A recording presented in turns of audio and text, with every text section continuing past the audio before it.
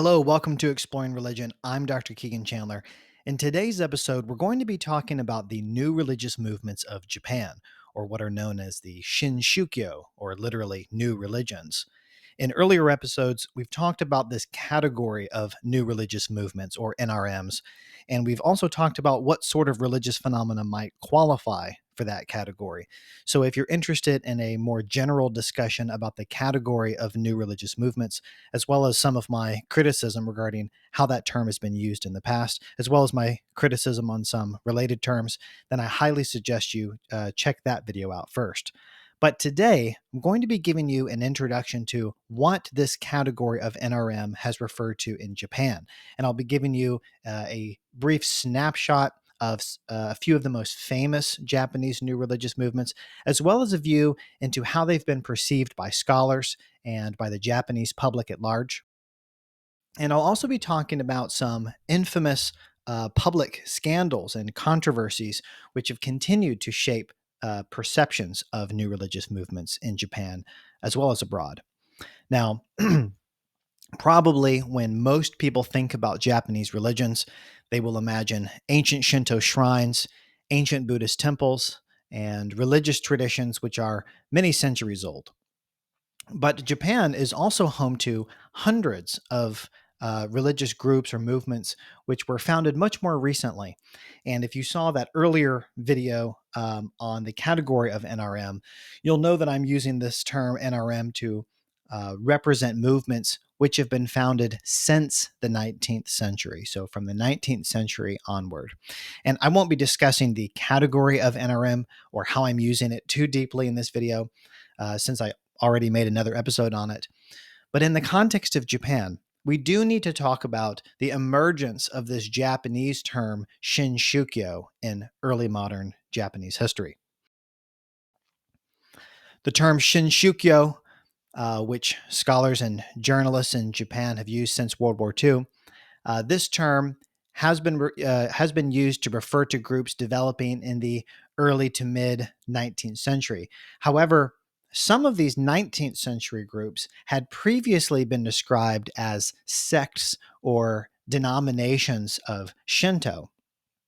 During and after the Meiji Restoration of 1868, the Japanese government promoted a peculiar form of Shinto, what we now call state Shinto, which used this Japanese religious heritage to consolidate power over the country, consolidating shrines and uniting them with political institutions. And it famously promoted the veneration of the emperor as a living kami, as the living ancestor of the goddess Amaterasu.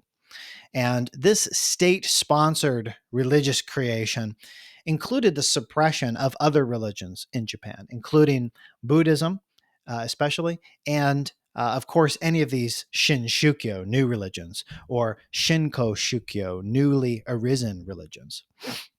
Now, in the 1880s, the government actually came to sanction a few of these groups, very few of these groups, and put them into an official category of 13 groups, which it referred to as sect Shinto or Kyoha Shinto, in order to distinguish them from state Shinto.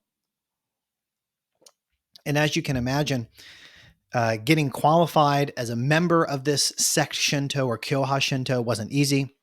And sometimes it involved making certain doctrinal concessions, ensuring that your movement wasn't perceived as seditious or dangerous to the Japanese government. You needed to show that your movement was in line with the veneration of the emperor. So there were many movements which never achieved this status and suffered great persecution. And also the members of this group of 13, it should be pointed out, were also greatly persecuted and seemingly at times hoped to alleviate their suffering by becoming authorized, by joining this group of Kyoha Shinto. And I think it's important to note that eventually some of these 13 movements within Kyoha Shinto, once the political climate changed and once freedom of religion was better established in the country, some of these groups petitioned to break away from this category of sect Shinto and wanted to assert their status as independent movements. And some of them did so and remain that way to this day. And so I think what is quite clear from this fact is that despite whatever overlap they may or may not have had with what we call Shinto in Japanese history, some of these NRMs would be happy to associate with Shinto, but others would confirm that they are not Shinto, that they've never really been Shinto. They aren't Shinto sects at all, but they are a new revelation or a new way entirely. And I think this is an important point to emphasize. While many of the early shinshukyo are noticeably reliant in various ways on the history of what we can call Shinto, a whole spectrum of religious influences can in fact be detected in this broad category of shinshukyo. When you examine them, you'll find inspirations or borrowings from various kinds of Buddhism and various Confucian inspired traditions. You'll also find inspiration from various folk practices, including mountain worship. There's also the inspiration of Christianity and secular science, popular psychology, as well as UFOs and aliens in some cases. Really, all manner of influences are present and often present together in a rich dynamic blend in many of these movements. And so I think it's clear that there is some sort of significant blending and borrowing that is happening in many of these groups. But I do want to stress on this point that even if you do detect some blending and borrowing of religions or traditions in the NRMs, in my view, this isn't because of some special feature of NRMs called syncretism, as if syncretism or blending or borrowing is something that is unique to new religious movements. Rather, like all religions, the new religious movements of Japan have imbibed their cultural environments. And so, what doctrinal or ritual or aesthetic qualities they display, or perhaps what scientific or psychological interest they display, excuse me, as well as how they communicate and work in society, all of this is going to have been necessarily impacted by their broader cultural and historical context, the historical situation in which they necessarily find themselves. Now, in terms of NRM teachings, there's no way to neatly summarize NRM teachings or doctrines, though some scholars have tried to do so. And there are some common themes, perhaps, that can be identified. I've seen some scholars talk about an emphasis on healing, on new revelation, on utopianism, on apocalypticism or millenarianism. And yes, all of that can certainly begin to capture what some or many of these movements are up to. However, as I talk about in my other episode on NRMs in general, doctrinal based definitions of NRM simply are not going to work as a way of telling an NRM from another kind of religion.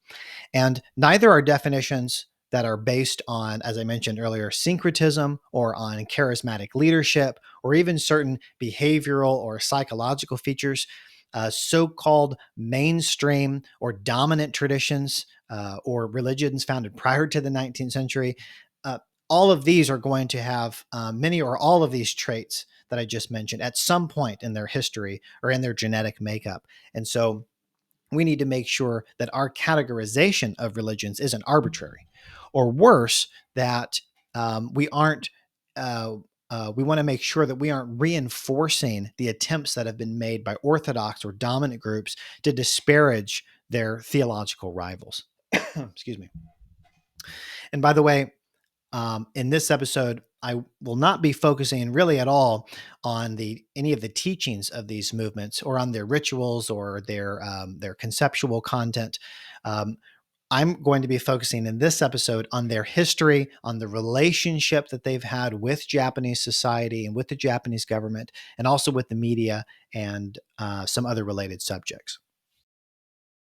So, getting back to Japanese history, following World War II, the Allied powers, which won the war, especially the United States, and the occupation forces in Japan, these powers compelled various governmental reforms in the nation, including a deliberate move to dismantle state Shinto and even to force the emperor to declare his humanity, to announce to the world that he was not, in fact, a living kami. And so, as you might imagine, all of these political maneuvers eventually led to a weakening of the power of the state over religions, and then to an expansion of religious freedoms in the country, as enshrined in Article 20 of the new Japanese Constitution from 1947. So, excuse me, naturally, groups which had been suppressed during the Meiji period and during the war, these began to take on new life, new phases of development. And also other newer groups were able to be founded as well. As I mentioned, some of the groups which had been previously classed as sect Shinto, these eventually broke away from the government's control. And interestingly, some of them repealed their doctrinal moves that they had made in order to conform with the government requirements. For example, in Tenrikyo, which is one of the most successful of the early NRMs, Tenrikyo marks this period as an important part of their history. They call it Fukugen, or the restoration. This was an event. Was an event which allowed them to reestablish their true doctrine, or the original intention or the teachings of their founder. Now, in the history of Japanese NRMs, some groups seem to want to have nothing to do with the Japanese government. They wanted to be left more or less alone. However, other of the NRMs have continued to be very interested in the workings of the government. And some of them have even shown an outright political ambition. And I'll talk more about this shortly. But first, I want to talk about the number of Japanese NRMs and their success in history, and where some of them stand today in terms of population. And the first thing to say about this is that good numbers are just really hard. It's really, really difficult to be accurate here. There are just so many movements which will qualify as NRMs in Japan. Some sources have even reported estimates of up to 200,000 and even beyond 200,000 groups. I've seen estimates of 250,000. And to me, some of these numbers seem a bit extreme, but even the most conservative estimates will still give you hundreds of independent NRMs. The Shinshukyo Jiten, for example, this is a well-known Japanese language encyclopedia that's used in the field. That volume estimates between 300 and 400 NRMs in Japan. But again, all of this is very hard to verify. And this is because many of these groups are very closely related in their histories, and in fact represent breakaway groups in some cases, or schisms. And then there are schisms within those schisms, perhaps not entirely unlike what you might see in the world of Christianity and its many denominations. And just for reference, people usually estimate the number of Christian denominations in existence to be around 45,000. So the world of Japanese NRMs is no different, and may feature one or more breakaway groups, most of them usually, of course, claiming that theirs is the most proper interpretation of an original founder's teachings. But to me, the most difficult thing about the numbers when it comes to our NRMs is that we're going to be reliant on people self-reporting, and primarily on the data that is kept by these religious organizations themselves regarding their population sizes. It's just very hard to know, therefore, how accurate their figures are, how up to date they are, and you can imagine that some of these groups maybe aren't going to be as interested in representing their numbers accurately. For example, they might not want to show how far their numbers have declined, if they have declined, especially if they are intending or expecting to transform the entire world with their teachings. Then maybe a declining membership isn't really something to widely promote. And it's true that in some cases, some groups have been found to be inflating things a little bit. For example, they may add a person's name to their official group list, their members list, even if someone has just gone to one or two meetings. Maybe you're a searcher, you're a seeker, so you just show up to a meeting or you show up for a little while, but you never really commit. Well, now you might find yourself on a list somewhere as an official member. This can happen. Now, all that being said, now that I've qualified all of the numbers, it is clear that NRMs do represent a substantial portion of the Japanese population today. And some of these movements are international and have hundreds of thousands or even millions, possibly, of members outside of Japan. But domestically, I have seen scholars estimate that somewhere between 10 to 20% of the Japanese population belong to an NRM. Excuse me. So that's quite a few people. That could be up to between 12 million and 25 million people. That is a lot of people. Now, again, we might doubt that it's really this high. I have seen some scholars estimate that the number is closer to 10% or below 10% of the population, for all the reasons that I've mentioned. But it's sufficient, I think, to say that Japanese NRMs, as a broad category, will nevertheless command our attention, as a significant aspect of the Japanese religious landscape. Now, I'm showing here on the screen just a sampling, just a snapshot of some examples of these NRMs and also their estimated populations. And this is a reproduction of a table that you can find on Wikipedia under the heading of Japanese New Religions. And by the way, I cannot speak to the accuracy of each of these figures here. I'm just reproducing the table. However, I can tell you that the 2012 numbers on the right, which is the most recent that this table has to offer, these are drawn from a 2012 report by the Agency for Cultural Affairs in Japan. And you can also download a PDF of that study. But I want you to note just a few things here that are interesting. First, you'll see that the Buddhism-based movements, of course, you'll have to be a little familiar with each of these. You can look them up, of course. But the Buddhism-based movements are among the most successful. These are the most popular NRMs. For example, Soka Gakkai, the Risho Kosei Kai, the Ryu Kai. These are all related to Nichiren Buddhism, or to Buddhisms which are focused on the Lotus Sutra.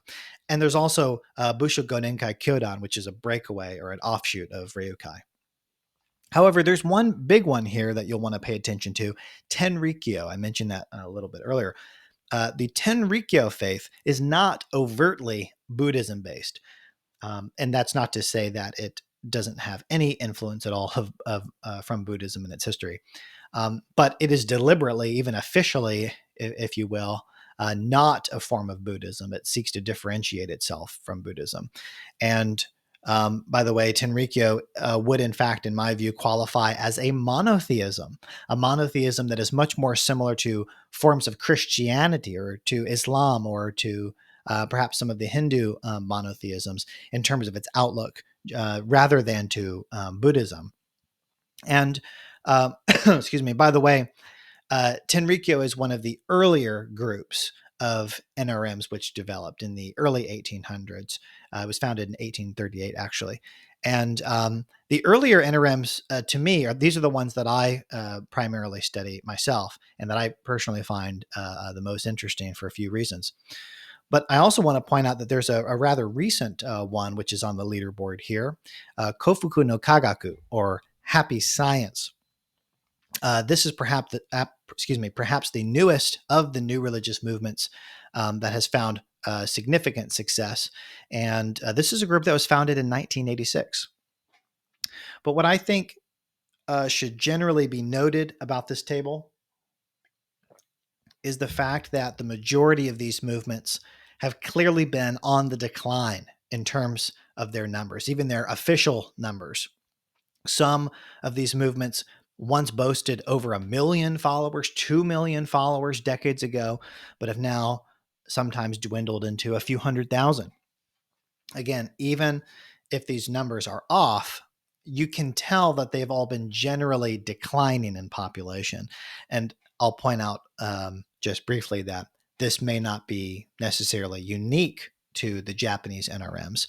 It seems that other forms of organized religion, even in the West, have also had steep drops in their membership. And you can read plenty of studies about this online that show how less and less Americans, for example, participate in formal religions or identify with established religions or organized religions. And I think just about all major Christian denominations are on the decline in the United States and certainly in Europe in terms of their numbers. But that'll be perhaps a discussion for another episode. But earlier, I mentioned that some of these NRMs have had political ambitions, explicit political ambitions, and that includes especially some of the groups on this table. As you can imagine, when you begin to command sizable membership, when you begin to have sizable influence in society, politics becomes an actual possibility for you. Now, technically, Japan forbids religious organizations from wielding political power. That's Article 20. But that hasn't really stopped them from doing so. As I mentioned, some earlier NRMs had initially ran afoul of the Japanese government. But afterwards, after World War II, they saw an explosion of success, so much so that their political aspirations began to look a little more plausible. And the best example of this case will be Soka Gakkai, or literally Value Creation Society. Soka Gakkai is an NRM based on Nichiren Buddhism, and one which, again, expanded rapidly after World War II, so that in the 1960s, Soka Gakkai found itself with support in millions of Japanese households. And so the group's then leader, Ikeda Daisaku, who actually passed away rather recently in 2023. Ikeda founded the Komeito Party, or literally the Clean Government Party. Now, Komeito, I think, aims to be rather centrist, but is quite a conservative party in terms of the policies that it supports. And this is a political party which says that it wants to support humanity and to build a better society, etc. And this is seen as aligning with Soka Gakkai's mission to carry out what is called the Kosen Rufu, or its mission to declare the Buddhist Dharma across the world. But many Japanese people have been suspicious of Soka Gakkai and of Komeito, or downright hostile to it, and to Soka Gakkai's involvement in politics in general, since, as I mentioned earlier, the Japanese Constitution, specifically Article 20, separates church and state, or should we say separates religious organizations and the state. But in the 1960s, Komeito actually became the third largest party in Japanese politics, claiming something like support in 8 million households in Japan. Now, eventually, and I'm sorry, I'm forgetting exactly what year this was, but after some pressure, Komeito separated from Soka Gakkai, separated from them. But of course, there naturally remained significant overlap. And Soka Gakkai to this day provides one of the most consistent voter bases in Japan. And so Komeito has been very successful in Japanese elections and is presently a coalition partner of the ruling LDP, or Liberal Democratic Party, which has been in power in Japan for a very long time. So Soka Gakkai is definitely going to be the best example of a politically ambitious and a politically successful Japanese NRM. And I'll also note that, speaking of Soka Gakkai, this is also the best example of an NRM which has had success in gaining non-Japanese converts out of Japan, or it seems that way. It is an international organization boasting millions of members, and it has reportedly even had some notable celebrities in the West which have joined the movement or been friendly to it. For example, Often mentioned online is Tina Turner, the actor Patrick Swayze, Orlando Bloom, Herbie Hancock, and also one of my favorite actors of all time, Chow Yun-fat. But I'm not an expert, by the way, in these people's religious views. These are just names which are regularly touted online as Soka Gakkai members. So you'll have to look into them further on your own. Excuse me.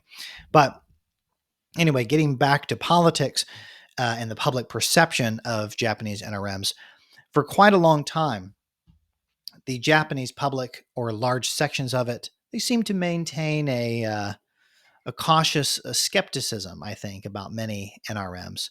And in Japan, in Japanese language scholarship, there was also a significant interest in NRM studies. But all of this seems to have changed, at least to some degree, um, in light of what I'm going to talk about now, which are two events which made a big public impact on the perception of NRMs. Two very dramatic, very violent events in modern Japanese history, which shaped the government's relationship with NRMs and clearly how many people feel about them today. If you're at all familiar with this subject of Japanese religions, you won't be surprised at all that I am bringing up Aum Shinrikyo. Aum Shinrikyo is a Japanese NRM founded in the 1980s. And the media usually calls this now a doomsday cult. And this is due to the group's millenarian ideas and their extreme violent activities. Now, it's a very interesting question why this group or why any religious movement becomes violent. And this isn't necessarily an episode about Aum Shinrikyo, but the question about why Aum became violent is interesting and very complicated. There was evidently a political, or should I say, a legal dimension as to why their ideology and their activity eventually escalated into violence. But doctrinally, this is a group which reportedly aimed to bring about the end of the present age, or put differently, Aum Shinrikyo, like other groups which have been influenced by Mahayana ideas, they believed that we are now living in the age of darkness, or the age of the decline of the Dharma, what is called Mappo in Japanese. And Aum Shinrikyo hoped to bring about our transition to the age of enlightenment, or to an age where the Buddha's Dharma is stronger, an age also called Shobo. However, to bring about this change, and again to deal with their own legal situation, Aum Shinrikyo ended up launching a series of murders, a series of kidnappings and poisonings, attempted assassinations. They ended up killing um, and injuring many, many people, including through the infamous 1995 sarin gas attack on the Tokyo subway that killed 13 and injured thousands. And all of these very dramatic, horrific acts of violence, especially the subway incident, these deeply shocked Japanese society and also cast a long shadow over shinshukyo in general in the public imagination. Shinshukyo, for some people, became associated with extremism, with secrecy, with manipulation, and of course, violence. Excuse me. And it seems clear to me that Japan has never really gotten over the Aum affair. To this day, if you go to Japan, you'll notice that there aren't any public trash cans, for example, or very few. And the ones that you do find, for example, sometimes there are very few in the train stations. These are small and often clear. They're transparent, so you can see inside of them. And this is due partly to security measures taken after the Aum Shinrikyo incident, since Aum had used trash cans for at least part of their gas attacks. So there's at least one visible example, a visible scar that this traumatic event has left on Japanese society, with, of course, the broader impact being that public trust in religious organizations, especially in the Shinshukyo, public trust declined, so that even benign groups have faced increased scrutiny. And this is, of course, from my perspective, rather unfortunate, since many of the NRMs in Japan seem mostly to be as peaceful or as nonviolent as any other older religious institutions. Most scholars have seen the Aum affair as this turning point in Japanese history regarding how the Japanese public has felt about new religious movements. They've taken a sort of Aum changed everything kind of approach. However, scholar Levi McLaughlin, who is a fantastic scholar of Japanese NRMs, I highly suggest you check out his work.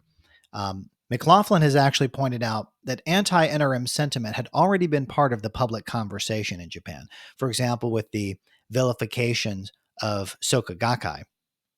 Um, but politicians and journalists clearly turned to identify Aum Shinrikyo as the greatest religious threat to the nation. But McLaughlin points out that this anti religion momentum was capitalized on, or perhaps even perpetuated, at least in part, by anti Soka Gakkai forces in Japan. But it is clear that long before Soka Gakkai or Aum Shinrikyo, NRMs in Japan had been a target for public outrage and for public censorship by the government. Scholar Carol Gluck once made the very interesting point that in the early Meiji period, so from 1868 to the early 1900s, since there were relatively very few foreigners in Japan, or gaijin, Christians became a target for marginalization. Christians became the metaphorical foreigner. They were boogeymen, which could be contrasted with the norms of Japanese society. And along these lines, McLaughlin has argued that NRMs in modern Japan have served a similar function for Japanese ideologues who have used this category of shinshukyo, or new religions, in order to contrast certain groups with real religion or with traditional religious values, which have been seen as the conservators of Japanese culture. Meanwhile, these newcomers, these have been portrayed as usurpers of Japanese society, as groups which want to destabilize society or to take control of it in some nefarious way. So, in my view, I agree with McLaughlin that the Aum affair did not invent an entirely new sentiment in Japanese history, since it's clear that NRMs have long been viewed with suspicion and denigrated for ideological and political purposes. However, it seems clear that Aum's dramatic level of violence, this was something new to Japan, and the heightened way in which politicians and media outlets capitalized on Aum's villainy. This is what took public discourse in the new direction that it ultimately went in regarding NRMs. So that NRMs to this day continue to be viewed in light of Aum Shinrikyo, with the result that interest in NRMs in general has obviously declined. And I'll note also that all of this ultimately had an effect on NRM scholarship as well. While Japanese studies of Shinshukyo seem to have flourished from the late 1960s or 1970s onward to the mid 1990s, the Aum Shinrikyo attack seems to have tempered Japanese interest in this field. There was a dramatic firing of a religious studies scholar. His name was Shimada Hiromi. And Shimada had been, and actually still is, an author of popular writings about Shinshukyo. And at the time of the subway attack, Shimada was alleged by the media to have somehow endorsed Aum Shinrikyo. Excuse me. And so his university fired him. It was very dramatic. But if memory serves me right, he actually won a defamation case against some of his detractors. But I think that many scholars saw what happened to Shimada. They saw how the public was and the government was in outrage over this incident. And so many of them, it seems, felt like they had to jump on the anti NRM bandwagon, or should we say the anti cult bandwagon, in order to save their careers. And actually, Aum Shinrikyo ended up affecting Western studies of NRMs as well. There were two prominent American scholars who got caught up in all of this mess, J. Gordon Melton and James Lewis. The two of them actually had been in contact with Aum, and they went to Japan as the Aum affair was unfolding because they were concerned that after they had seen what had happened in Waco, Texas, in the United States with the Branch Davidians, Melton and Lewis were concerned that Aum Shinrikyo might similarly be under threat of being bulldozed, if you will, by the Japanese government. They were concerned that Aum was possibly being framed. Now, according to my best understanding of this history, Melton was initially cautious, arguably too cautious, of course, in hindsight, about assigning blame to the whole of Aum Shinrikyo. He didn't share the precise view of Lewis, from my understanding, who did believe that Aum was being framed for the attacks. Melton evidently more quickly came to believe that Aum was responsible. But by the way, the both of these scholars have fully acknowledged Aum's responsibility, of course, though I've read Lewis insisting that Aum was not monolithic and that the attacks were carried out by a well-positioned elite within the Aum structure and not everyone. And there's actually a 2019 article that Lewis wrote explaining all of this, and where he also admits that he was actually deceived by Aum Shinrikyo, and so that he didn't see the evidence for what it was, which was that Aum was indeed responsible for terrorizing and harming and murdering people. But anyway, all of this did impact Western studies of NRMs to some degree, because some people were very critical and they saw that Melton and Lewis, by going there and by coming to these conclusions, had damaged their reputation and also that of the field of NRM studies in general to some degree. And the fact that Aum had paid for their flights to Japan to do their investigation, that certainly didn't help things. But if you'd like to know, by the way, if you'd like to know more about this whole incident, scholar of Japanese religions Ian Reeder wrote a very helpful article on this Aum Shinrikyo affair and the scholarly reaction to it. And I'll put a link in the description to that article. But I'm ultimately spending so much time on this, on all this business about Aum Shinrikyo, because it's still relevant today when we talk about the public perception of Japanese NRMs. And actually, Aum Shinrikyo continues to be in headlines, at least from time to time, since Aum surprisingly still continues to exist as a group, although they did reform under a new name. They call themselves Aleph now.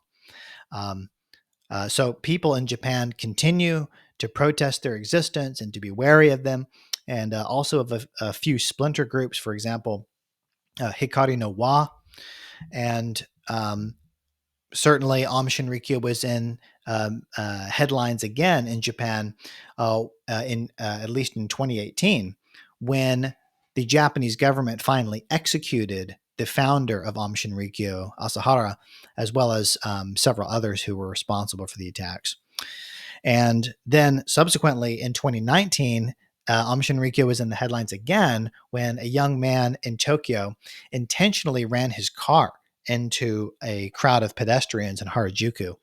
And the attackers said that this was in response to the execution of Aum Shinrikyo's leaders. So the controversy and violence around Aum Shinrikyo unfortunately continues, as does general skepticism in Japan around religious groups. But there is another, more recent episode of public violence with some connection to Shinshukyo that we need to talk about. And that is the 2022 assassination of former Prime Minister Abe Shinzo. This is an incident which occurred on July 8th of 2022 in Nara, right outside the train station. I remember going there a few years ago and standing right there at Saidaiji Station, right where it happened. It was pretty surreal. But this murder actually wasn't a killing perpetuated by a member of an NRM, um, but it was an incident widely reported to be related to the financial and political dealings of an NRM, namely the Unification Church. Now, the Unification Church is really a Korean NRM. It was founded in Korea in 1954 and is popularly known in the West as the Moonies. But this is a very powerful group operating in Japan, and one that reportedly has very deep connections, um, deep financial connections with Japanese politicians. And Abe's assassin actually claimed that what he was doing was punishing the former prime minister for his dealings with the Unification Church, which is a group which he alleged had bankrupted his mother for through predatory donation requests. And this is a claim which is often lodged against the Unification Church in the media. They are called financially predatory and similar things of that nature. But the result of all of this with Abe is that religious organizations and their involvement with the Japanese people and with Japanese politics, this has all been brought to the forefront once again in a very dramatic way. And to the effect that new laws have actually been passed which aim to disband religious groups or to curb their ability to fundraise. And something I think that's pretty concerning, but perhaps understandable from one perspective, is that many Japanese people have actually cheered efforts like this. Um, clearly because they want to stop public abuses, they want to stop the corruption of their politicians. Um, but on the other hand, many scholars of religion have voiced very strong concerns over these anti religion maneuvers or these laws which have been pushed in Japan, which are threatening right now to disband religious groups and to undermine the religious freedoms of the Japanese people. And one reason why scholars have been so concerned is. Of course, because of religious freedoms in general, but also because of the very real practical situation of many people in Japan. And there are many members of the Unification Church, for example, who are quite elderly and they rely on the church. To support them. So there's lots of questions about what would happen to those people once that support structure, which has been there for them their whole life, was disbanded. Many of the people who would be presumably affected by these laws are peaceful people who have had nothing to do with abusive behavior or violence. And by the way, Levi McLaughlin has done tremendous coverage on all of this over the past several years. You should definitely look into his coverage of this situation. And I also have thought quite deeply about this problem. And I won't go too much into this here since this is not really the point of this episode. But I want to say that there seems to be strong political motivation for many Japanese politicians right now to get on board with this crackdown of the Unification Church. The government approval ratings in Japan are very low. And so there is clearly an interest among some Japanese politicians to look like they're cleaning house. Um, However, I do think that people should think carefully about this situation and about what will happen to the scores of elderly people who, as I mentioned, rely on this group, the Unification Church, as a financial support. Clearly, we don't want people to be financially abused. We don't want politicians to become corrupted. Um, but and we also don't want to curb religious freedoms. And we don't want to impact negatively the lives of many thousands of at risk people, especially if it's in the name of security or of political point scoring. So, all this really needs to be carefully considered, in my view. Now, um, some Western scholars and lawyers have been very critical of the Japanese government, as have been some forces within the United Nations. For example, attorney Patricia Duval, who's part of the European Federation for Freedom of Belief. She's labeled the actions against the Unification Church in Japan as a witch hunt. And she's pointed out that for many years, the UN Human Rights Committee has been criticizing the Japanese government for persecuting the Unification Church. And Duval and others, including members of NRMs, for example, the Jehovah's Witnesses in Japan, they have actually all appealed to the UN about concerns that public welfare, if you will, is being used by Japanese governments to dissolve groups that it doesn't like. And uh, the overarching concern, of course, is that the laws which are being passed against the Unification Church, that's what they're being marketed as a targeted action. But the concern, of course, is that these laws can also be used to target other groups in the future. But ultimately, regardless of where you stand on the Unification Church or its financial or political involvement, it is clear that we are in a very, very critical, very dangerous situation now in which the Japanese government seems to be trying to dictate social norms. Of course, this isn't the first time the Japanese government has tried to do that. But it's trying to do that while at the same time securing the power to dissolve groups which it thinks violate those things which it thinks are socially acceptable. So clearly a human rights question here, rights of religious minorities question here. It's really been an incredible thing to watch, and we'll see how it ultimately plays out. But already at this stage, I think it is clear that, or I should say, it's fair to say that Abe's assassin was extremely successful, right? I mean, this was probably one of the most successful political assassinations of all time, at least in terms of achieving specifically what the assassin wanted, which in this case was a crackdown on the Unification Church and a crackdown on their financial abuses and on their influence on Japanese government officials. And I know I said I wasn't going to talk about all of this, but if there are Westerners watching or listening, which I'm going to presume most of you are, and if you think that religious organizations should be shut down by the government or persecuted if they are in any way found to have participated in or enabled any kind of manipulation or abuse of their members, then get ready for the shutdown of some pretty big names.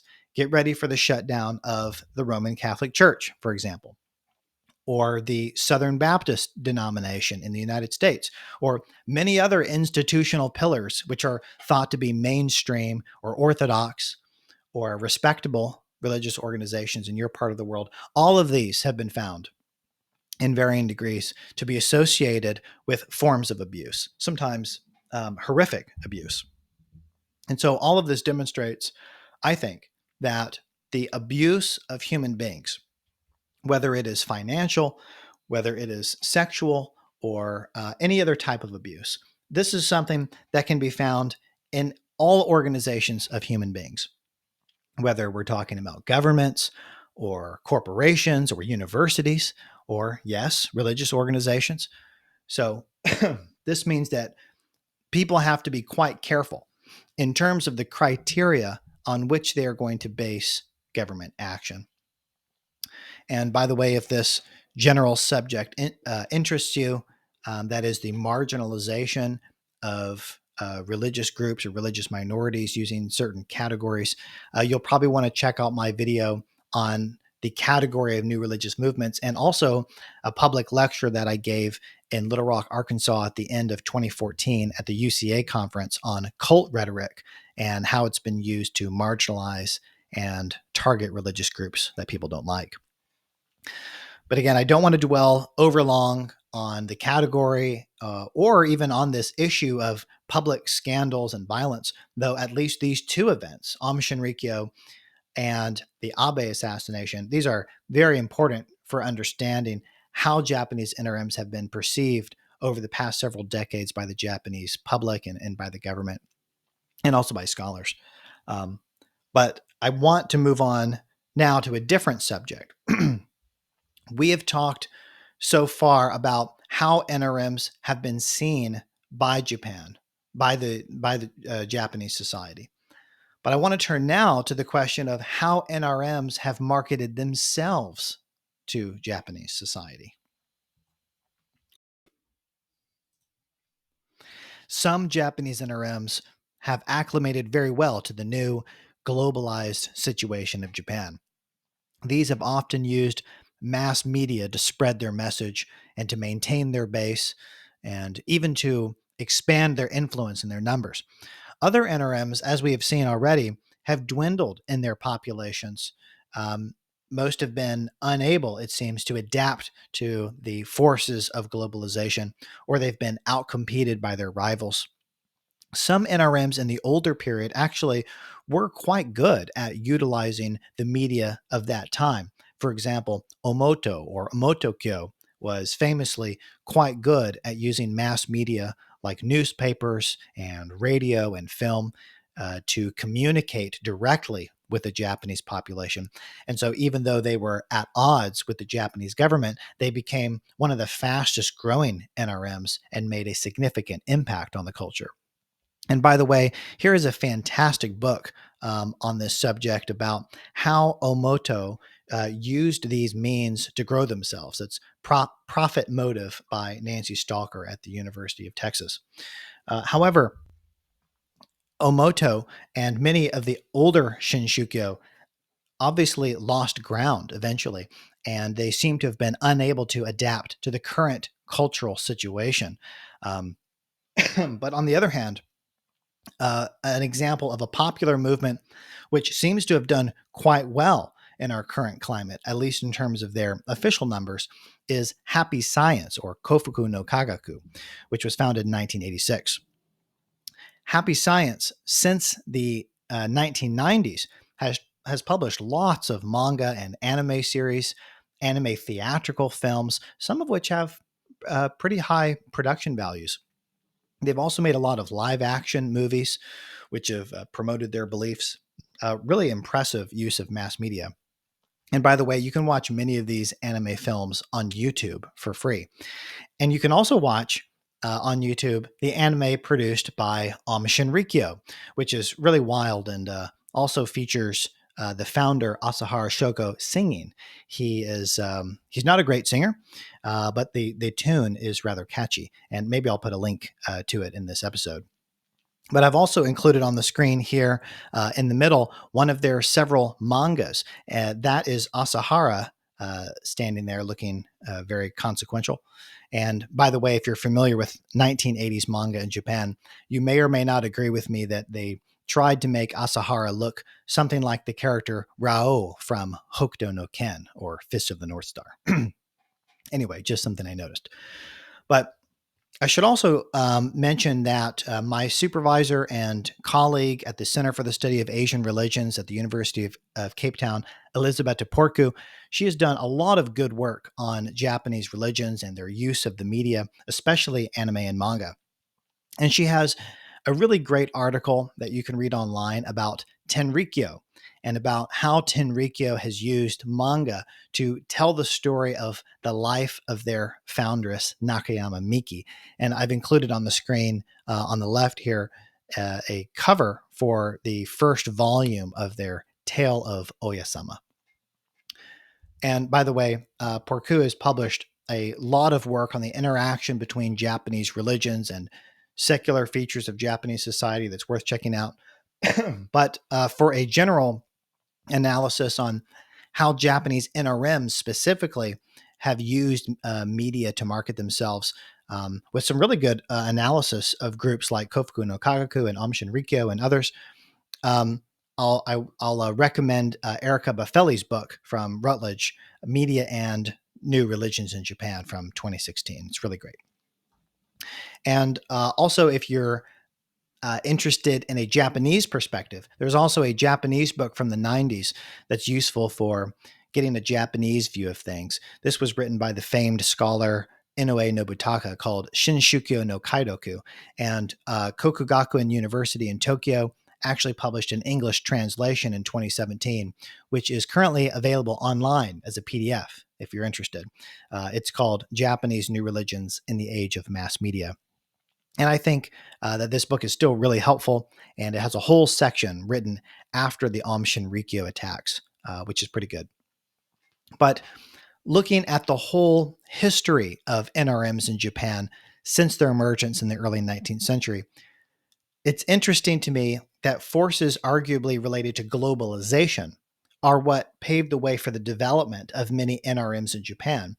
And at the same time, the progressive forces of globalization have also brought new challenges to these religions, many of which have struggled clearly to expand their identity beyond that of Japanese religions. It's been difficult for them to take themselves into a place where they can be seen as truly an international or a global movement which has a cross-cultural appeal and relevance. And if I could recommend a book on the ways in which Japanese religions, including the NRMs, have participated and dealt with globalization, it would definitely be Ugo Desi's Japanese Religions and Globalization by Routledge. And I'm happy to say Dr. Desi is a colleague of ours at the Center for the Study of Asian Religions at UCT and a truly fantastic scholar. And if you want to go really deep, I'll also recommend there's a special issue of Brill's Journal of Religion in Japan, which was founded by Professor Porcu. But this one is guest edited by Ugo Desi and Galen Amstutz and has a host of fantastic articles featuring new research on Japanese religions under the influence of globalization. So really great. Highly recommend you check all of that out.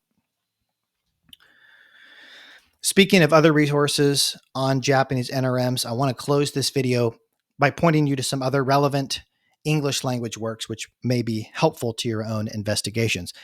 These works are not on individual cases of NRMs, but are broader introductions or surveys of NRMs. First, there is Brill's Handbook of East Asian New Religious Movements from 2018, edited by Lucas Picorni and Franz Winter, two very good scholars, by the way. And there are 11 essays here on different Japanese NRMs and also on other NRMs, obviously from across East Asia. There's also Japanese New Religions and Global Perspective, edited by Peter Clark. And I've got many more of these books. I've got a whole stack of them, but I think that's probably good enough. In terms of Japanese scholarship that's available in English, I mentioned already that book from the 90s by Inoue Nobutaka. And there's also the work of the famed Shimazona Susumu, which should definitely be consulted. And I'll recommend at least his book, From Salvation to Spirituality, Popular Religious Movements in Modern Japan. And he's published just dozens of chapters and articles that will be helpful to you, certainly. In closing, I want to make sure I've communicated properly about something I said earlier in this episode. Just because there's been an apparent decline of interest in NRMs in Japan or in the scholarship of NRMs in Japan, this doesn't mean that they aren't ripe for study or that they shouldn't be studied or don't need to be studied, especially in light of the issues related to the Unification Church and the ongoing threat to religious freedoms in Japan. All of this has made the study of the NRMs more pertinent than ever. And I think that the study of both the older and the newer movements remains important for a lot of reasons beyond the current political situation. I believe this field of research offers possible insights into the historical and cultural factors that contribute to the development of religions in general and of human culture in general. And I also want to say that for all the criticisms which have been leveled at various groups, many rightly leveled at various groups, there are also many teachings and communities which people have found in these NRMs, which many have found to be very helpful and very inspiring. So, as with any religion or any human intellectual or spiritual endeavor, you're going to find things worthy of admiration, and you're also going to find things worthy of criticism, even strong criticism. That's all to be expected. And on this channel, we're going to be doing both of these things where we need to as we continue to explore religion and especially the new religious movements of Japan, which will continue to occupy a significant place on this show.